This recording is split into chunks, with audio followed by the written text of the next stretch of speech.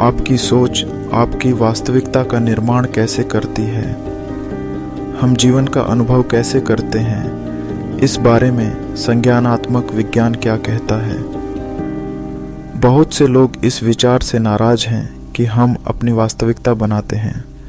वे इसे पीड़ित को दोषी ठहराने के एक संस्करण के रूप में देखते हैं। कोई भी व्यक्ति यह नहीं चाहता कि उसके साथ बुरा हो। मैं इससे पूरी तरह सहमत हूँ, लेकिन एक ऐसे व्यक्ति के रूप में जो 15 से अधिक वर्षों से संज्ञानात्मक चिकित्सा का उपयोग करके लोगों को उनकी सोच और व्यवहार बदलने में मदद कर रहा है, मैं यह भी कह सकता हूँ कि मैं इस विचार से पूरी तरह सहमत हूँ कि हम वास्तव में अपनी वास्तविकता का अधिकांश हिस्सा बनाते हैं। इसे नकारना आपकी शक्ति को नकारना है।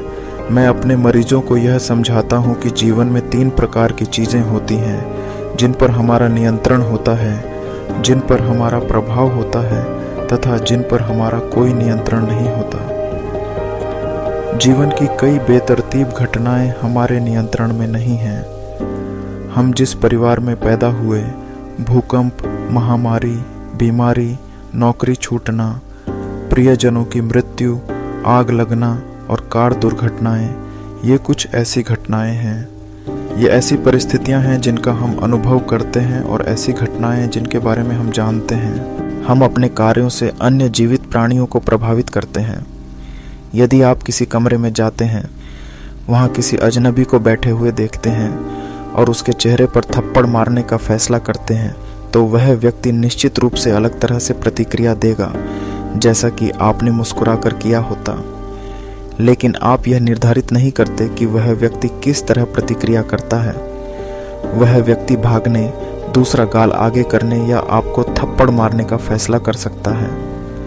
हम क्या नियंत्रित करते हैं और हम वास्तव में अपनी वास्तविकता का निर्माण कहाँ से शुरू करते हैं, यह इस बात पर निर्भर करता है कि हम अपने जीवन में होने वाली घटनाओं को कैसे समझते सोचते हैं, जो उन घटनाओं के बारे में हमारी भावनाओं को जन्म देती हैं, और उसके बाद हम अपने व्यवहार से कैसे प्रतिक्रिया करते हैं। कोई भी आपके विचारों या कार्यों को नहीं चुन सकता, वे केवल आपके हैं।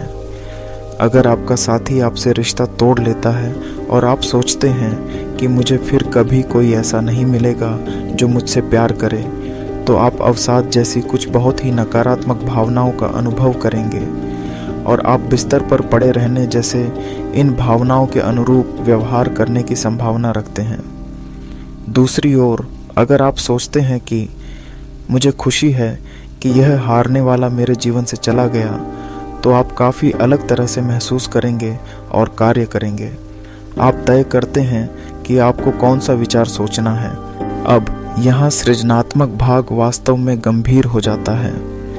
आपके विचार, यदि आप उन्हें बार बार सोचते हैं और उन्हें सत्य मानते हैं, तो वे विश्वास बन जाते हैं। विश्वास एक संज्ञानात्मक लेंस बनाते हैं जिसके माध्यम से आप अपनी दुनिया की घटनाओं की व्याख्या करते हैं, और यह लेंस एक चयनात्मक फिल्टर के रूप में कार्य करता है जिसके माध्यम से आप पर्यावरण को ऐसे सबूतों के लिए छानते हैं जो आपके विश्वास से मेल खाते हैं। उदाहरण के लिए, यदि आपके साथी के आपसे संबंध तोड़ने पर आप यह धारणा बनाते हैं कि मैं पर्याप्त आकर्षक नहीं हूँ, और फिर आप किसी पार्टी में जाते हैं जहाँ 10 लोग आपसे कहते हैं कि आप बहुत अच्छे लग रहे हैं और एक व्यक्ति कहता है कि आपका पहनावा दिलचस्प है, तो संभावना है कि आप घर जाकर उस दिलचस्प टिप्पणी पर ही ध्यान केंद्रित कर लेंगे। आप अपनी धारणा के अनुरूप अन्य विचार भी सोच सकते हैं, जैसे मैं हमेशा पहनने के लिए गलत चीज़ क्यों चुनता हूँ, मेरा कोई स्टाइल नहीं है, दूसरे लोग मुझसे बहुत अच्छे कपड़े पहनते हैं, मैं ज़रूर बहुत असफल दिखता हूँ, कोई आश्चर्य नहीं कि मेरे पूर्व ने मुझे छोड़ दिया। अन्य 10 लोग जिन्होंने कहा कि आप बहुत अच्छे लग रहे हैं, शायद उनका अस्तित्व ही न हो। आपने पर्यावरण से केवल वही प्रमाण ग्रहण किए जो आपकी धारणा के अनुरूप थे, जिसने आपकी मूल धारणा को पुष्ट किया कि आप पर्याप्त आकर्षक नहीं हैं। क्योंकि मस्तिष्क की चयनात्मक फिल्टरिंग प्रणाली, जिसे अक्सर प्राइमिंग के रूप में संदर्भित किया जाता है, एक सक्रियण अवरोधन मॉडल पर काम करती है। जब मस्तिष्क किसी चीज़ की तलाश करने के लिए किसी निश्चित विश्वास से प्रेरित होता है तो यह प्रतिस्पर्धी तंत्रिका नेटवर्क को बंद कर देता है। इसलिए आपको पहले से मौजूद विश्वास के विपरीत सबूत देखने में वास्तव में मुश्किल होती है। यही कारण है कि जो लोग उदास होते हैं वे एक अधिक निराशाजनक दुनिया देखते हैं। यही कारण है कि आप इतने आश्वस्त हैं कि दुनिया के बारे में आपका दृष्टिकोण सत्य है। अधिकांश लोगों को यह एहसास नहीं होता है कि वे सत्य का अपना संस्करण बनाने में भाग ले रहे हैं। आप अपने विश्वास फिल्टर के माध्यम से पर्यावरण से जो कुछ भी ग्रहण करते हैं वह आपकी आत्म अवधारणा बन जाती है। आपकी आत्म अवधारणा मैं हूँ इस विश्वास से बनी है कि आप वर्तमान में कौन हैं, और मैं कर सकता हूँ इस विश्वास से कि आप भविष्य में क्या बनने में सक्षम हैं। इन मैं हूँ और मैं कर सकता हूँ बयानों से आप कहानियाँ और आख्यान बनाते हैं कि आप कौन हैं, जो आप खुद को और अन्य लोगों को दिन भर बताते हैं। मैं काफ़ी अच्छा नहीं हूँ, मैं प्यारा नहीं हूँ, मैं यह नहीं कर सकता, मैं स्मार्ट हूँ, मैं सक्षम हूँ, मैं अपने लक्ष्य हासिल कर सकता हूँ। आप अपनी कहानी में मुख्य पात्र हैं और आप अपनी आत्म अवधारणा के आधार पर स्क्रिप्ट लिखते हैं जो काफ़ी हद तक स्वनिर्मित है। आप जो सोचते हैं कि संभावित और या संभव है, उसके आधार पर आप जो मानते हैं कि वह सच है उसकी कहानी लिखते हैं और फिर आप उन अपेक्षाओं के अनुरूप कार्य करते हैं। जब आप उस पर कार्य करते हैं जो आप उम्मीद करते हैं कि वास्तव में होने से पहले होगा, तो आप अनुभव बनाने में भाग लेते हैं। उदाहरण के लिए, यदि आपके पास सकारात्मक आत्म अवधारणा नहीं है और जब आप डेट पर जाते हैं या नौकरी के लिए इंटरव्यू देते हैं तो आपको अस्वीकृति का डर होता है, तो आप शांत और आत्मविश्वासी होकर अपना सर्वश्रेष्ठ प्रदर्शन नहीं कर पाएंगे।